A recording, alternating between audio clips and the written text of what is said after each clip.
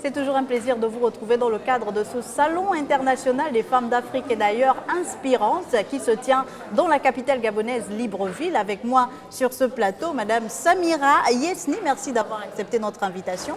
Merci, c'est moi qui vous remercie, madame. Alors, je précise que vous êtes la représentante de l'Alliance internationale des femmes pour la société auprès de l'Union africaine. J'y arrive, et présidente du Parlement africain de la société civile. Vous avez surtout bataillé pour la résolution 1325, pour l'adoption de cette résolution. Exact. De quoi s'agit-il exactement?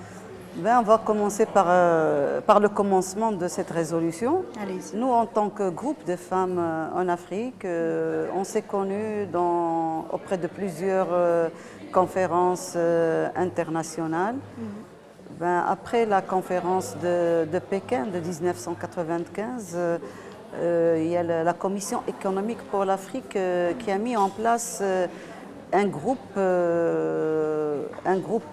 qui s'appelle Femmes et Paix, qui est constitué par plusieurs femmes africaines qui œuvrent pour la paix et la sécurité en Afrique. Bon, à ce moment-là, j'étais membre de ce groupe-là, et à l'époque, je représentais l'Alliance internationale des femmes auprès de l'UNESCO. Suite aux 12 recommandations de Pékin, il y avait une consultation des femmes qui a été mise en place à l'UNESCO, donc qui représente la société civile. On a commencé à travailler sur les 12 recommandations de Pékin, et surtout l'une des recommandations, c'est vraiment l'éradication de toute forme de violence à l'égard des femmes. Et à l'époque, on a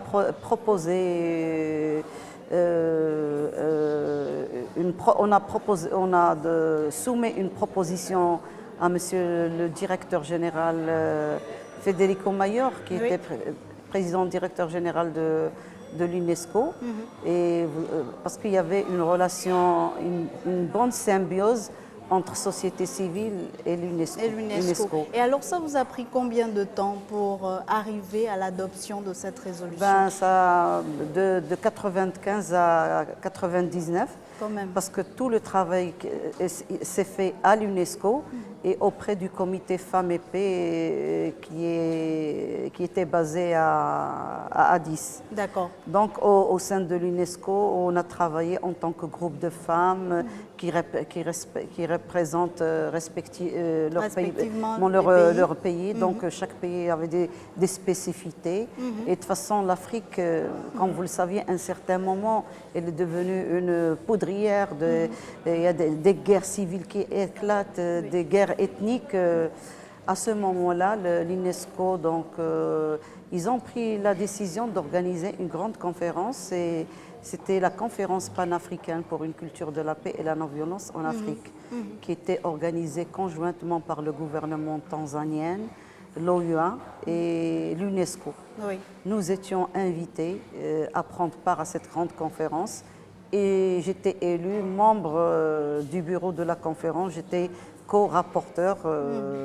Et donc c'est à cette conférence que s'est prise la décision d'adopter cette résolution? Oui, parce qu'à la fin de la conférence, il y avait des recommandations qui ont été adoptées. C'est qu'il fallait, afin de mettre fin à toutes ces violences à l'égard des femmes. Il y a des violences physiques, il y a plusieurs formes de violence. On aura l'occasion de parler. Il n'y a pas que la violence, il y a d'autres choses. Il a été décidé c'était le moment de proposer une loi, une résolution au Conseil de sécurité des Nations Unies. Les femmes, on avait proposé cette résolution qui est globale pour la sécurité de la femme, pour la parité, pour l'égalité des chances. Donc c'est global, c'est un instrument qui est très très important. Malheureusement, cet instrument, il a été adopté à l'unanimité par le Conseil de sécurité en octobre 2000, par le ministre des Affaires étrangères de la Namibie, qui était membre non permanent. Donc, vous savez, le Conseil de sécurité, il y a des présidentes tournantes, et c'était la Namibie qui avait Qui, à cette époque-là, qui avait siégé au sein au Conseil de sécurité, et la résolution elle a été adoptée à l'unanimité. Concrètement, depuis 1999, comment aujourd'hui, on est quand même en 2000, elle a été adoptée en 2000. En 2000, voilà. Mais le travail qu'on avait fait, il a été couronné par une grande conférence panafricaine qui regroupait toutes les femmes de l'Afrique. Toutes les femmes étaient représentées. La composition des délégations se faisait, il y avait le côté société civile, gouvernement, députés, journalistes. Toutes les parties étaient présentes. Alors, moi, je représentais le Maroc, mais en même temps, je représentais l'Alliance internationale des femmes, qui est une ONG internationale qui a été créée en 1904 pour le suffrage universel aux États-Unis. On voit le combat qu'est le vôtre, le combat que vous menez au sein de votre association. C'est un combat de femmes féministes convaincues.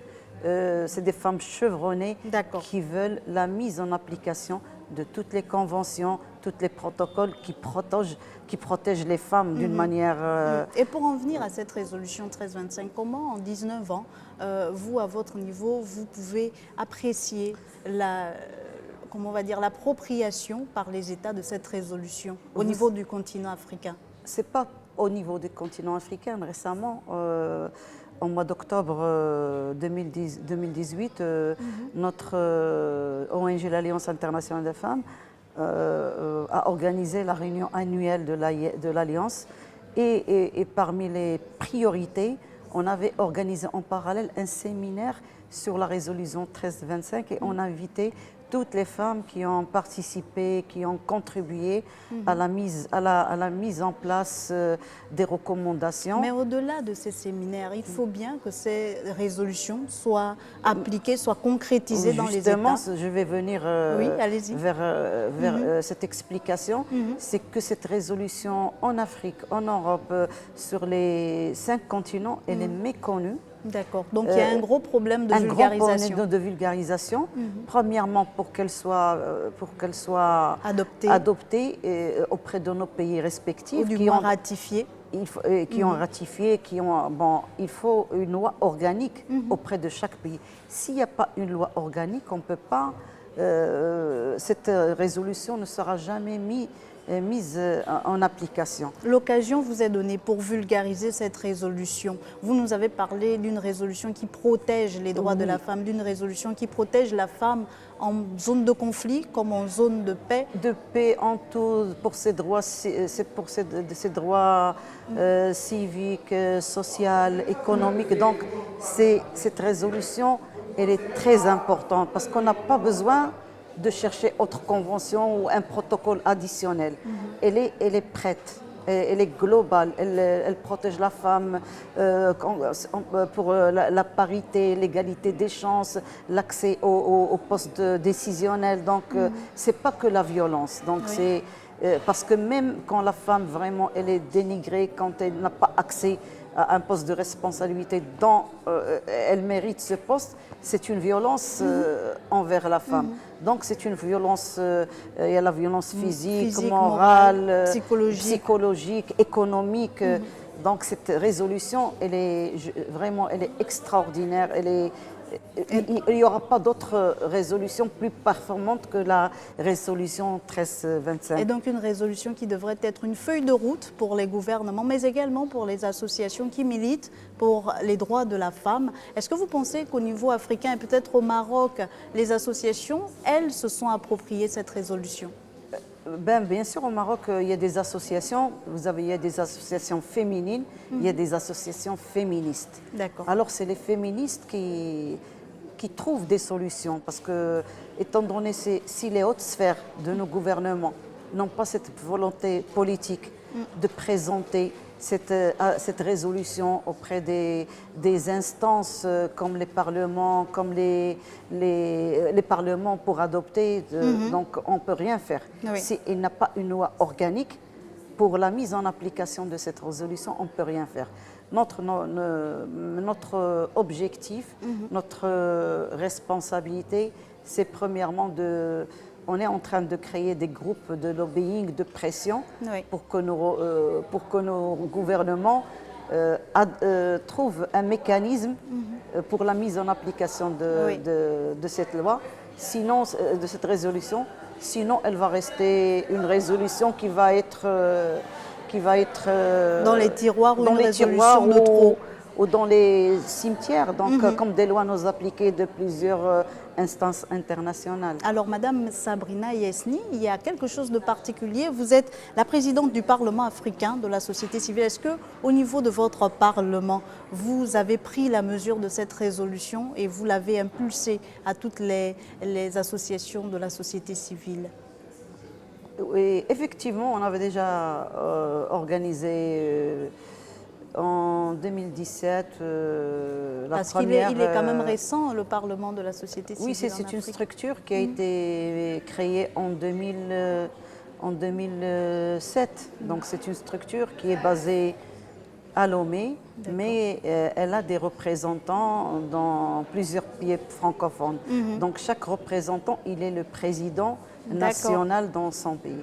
Moi, je suis la présidente du Parlement africain au niveau du Maroc. Mais récemment, il y avait le bureau exécutif, on a changé. Oui. Donc, je suis devenue la présidente de toutes les organisations du Parlement. Et donc, vous êtes bien placée pour promouvoir davantage cette résolution 1325. Oui, oui, on travaille sur cette résolution. Premièrement, il faut l'information, la sensibilisation. Et je crois que pour la journée internationale de la femme africaine, pour le 31 juillet, à la fin du mois de juillet, on va faire une rencontre pour parler de cette résolution. Qu'est-ce que vous retenez de ce salon international des femmes d'Afrique qui est d'ailleurs inspirante? C'est très très important que les femmes s'organisent, échangent leur expérience, parlent de nouvelles choses qui peuvent mettre en avant la femme africaine sur la scène internationale, continentale, régionale, parce que, comme vous le saviez, il y a plusieurs agences spécialisées des Nations Unies, mais malheureusement, la femme africaine n'est pas présente, parce qu'en tant qu'association nationale, elle n'a pas ce pouvoir de faire entendre sa voix à ces instances. Elle doit être affiliée à une grande ONG internationale qui est accréditée auprès des Nations Unies, auprès du Conseil de l'Europe, auprès de toutes les agences. Grandes instances comme par exemple pour l'Alliance internationale des femmes, elle est représentée partout, même auprès de la Cour pénale à La Haye. Donc on est représenté partout. C'est des femmes juristes, médecins, qui travaillent auprès de ces agences d'une manière continue. Et donc, je vous donne un exemple. Les femmes qui sont adhérentes de l'AIF, qui sont en France, qui habitent en France, elles travaillent d'une manière continue avec le groupement des ONG à l'UNESCO. Celles qui en Suisse travaillent avec les droits de l'homme, l'Organisation mondiale de la santé, avec le Bureau international de travail. En tout cas, avec tous les partenaires au développement. Par exemple, pour moi, géographiquement, ça reste l'Éthiopie, c'est accessible pour moi au Maroc de représenter l'Alliance internationale des femmes auprès de l'Union africaine. Je rappelle donc que vous êtes représentante de l'Alliance internationale des femmes auprès de l'Union africaine et par ailleurs présidente du Parlement africain de la société civile. Merci d'avoir accepté notre invitation. Merci madame. Je rappelle que vous venez également du Maroc. Merci à vous également, chers téléspectateurs, d'avoir été des nôtres. Je vous dis à très vite sur Gabon 24.